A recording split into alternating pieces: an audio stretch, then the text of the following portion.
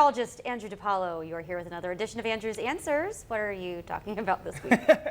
Guys, I got a really interesting question that's out of this world. I'm talking about an astronomy question today. John emailed me at andrew@wfmj.com. He wanted to know, well, what are the southern lights? Of course, you may have heard of the northern lights. So what exactly are the southern lights? Well, here's a picture of what they would look like, the southern lights or the polar lights.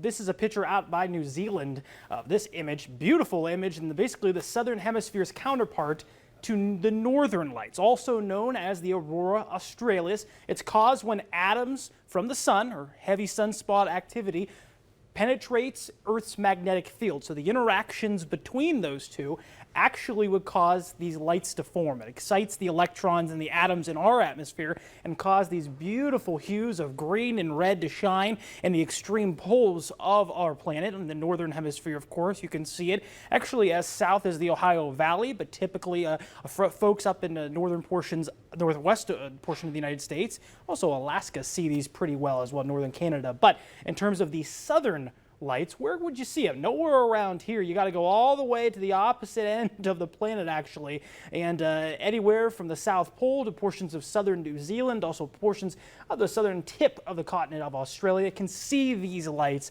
Pretty rare to see, but they're a pretty awesome sight if you go ahead and catch them. Hey, if you want to ask me any question from astronomy related, maybe even nature, science, or meteorology in general, just send me an email, andrew@wfmj.com or weather@wfmj.com. You can always follow me and like my page on Facebook, Meteorologist Andrew DiPaolo. Tweet at me, Instagram, and Snapchat is @AndrewWFMJ, where you can always ask me questions there.